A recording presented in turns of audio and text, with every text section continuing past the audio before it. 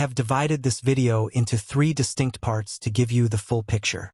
In part 1, we are going to analyze the initial confrontation and the massive constitutional failures of the officer as he tries to fabricate reasonable suspicion out of thin air. In part 2, we will watch the incredible moment the tables turn, the badges come out, and the officer realizes he has just detained federal operatives in a humiliating plot twist. Finally, you need to stay until the very end for part 3. That is where I am going to put on my actuary hat and break down the financial consequences. We will calculate dollar for dollar exactly how much this unlawful detention, defamation, and civil rights violation is going to cost the city and the officer. Gentlemen, brothers, what are we doing? We caught you red-handed, sitting outside, surveilling a house. You have no reason to be trespassing. What we are witnessing right from the start of this interaction is a classic failure to articulate reasonable suspicion, which is the legal standard required under Terry v. Ohio to detain a citizen.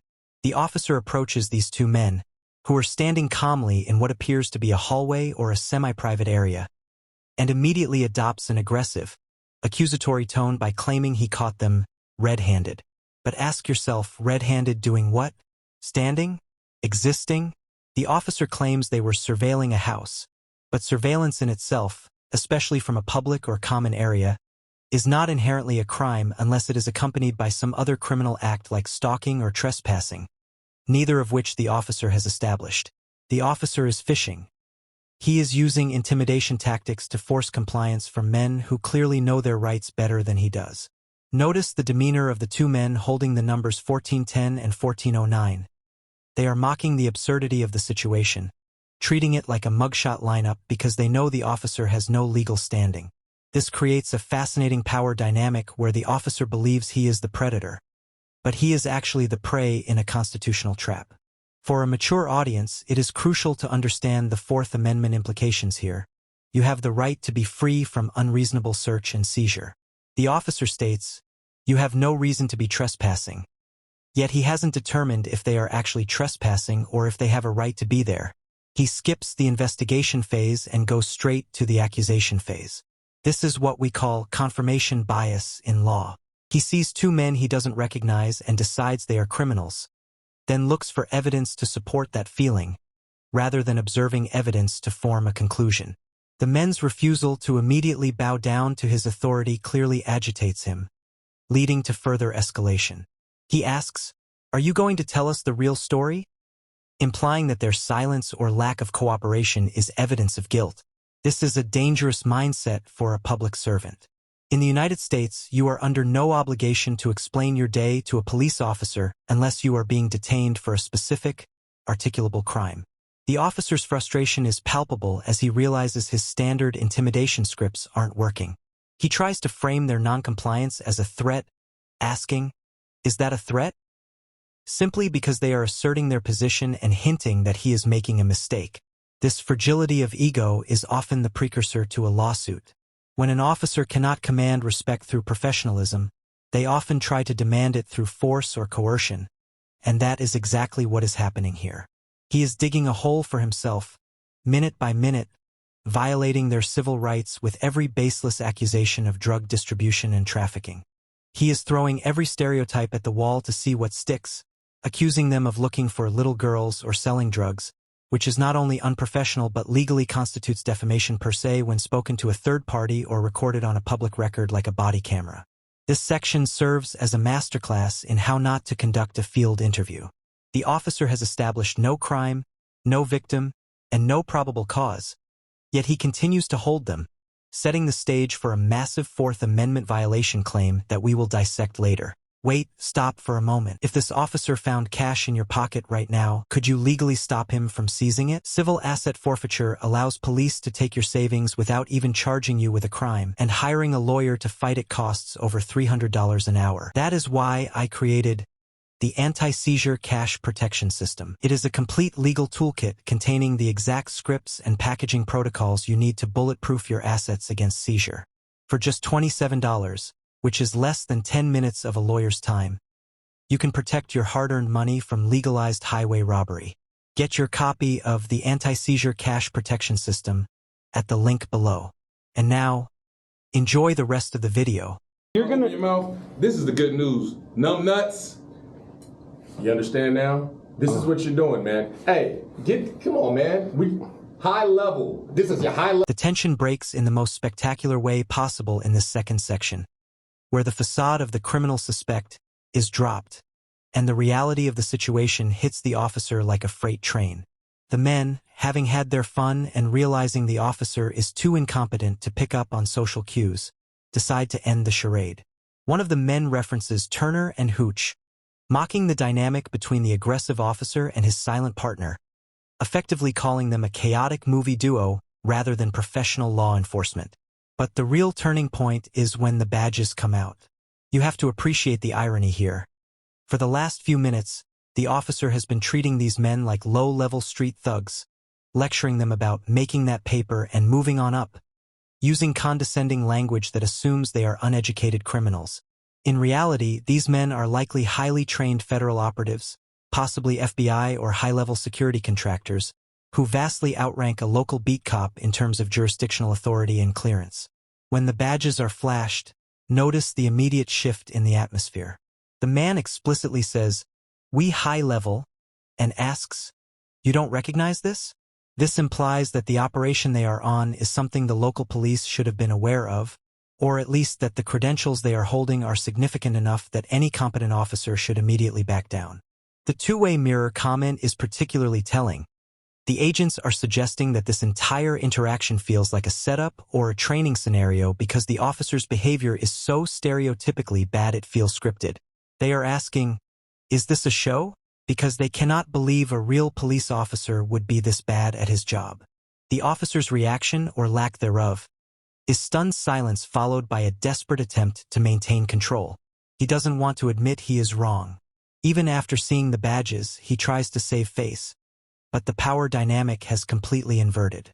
The agents are now the ones giving the orders, telling the cops to focus and stop listening to voices in their heads. They are dismantling the officer's authority not with physical resistance, but with superior status and professional confidence. This moment highlights a critical failure in interagency communication and officer training. If these are indeed undercover federal agents conducting surveillance, the local police interfering with them not only jeopardizes a federal investigation but also exposes the local department to obstruction charges. The officer's realization that he isn't the big fish in the pond anymore is satisfying for the viewer, but it's also a dangerous moment. A humiliated officer is an unpredictable one. However, the agents handle it with a mixture of annoyance and pity, calling the officers numbnuts and essentially dismissing them. The reference to 42 and getting out of here suggests they are done playing games. They have the credentials to walk away and they know it. The officer is left standing there, having gone from accusing them of human trafficking to realizing he might have just interfered with a federal operation, a mistake that is definitely going to show up in his personnel file. This section encapsulates the total collapse of the officer's narrative and sets the perfect stage for the legal and financial fallout that we are about to calculate. Let's get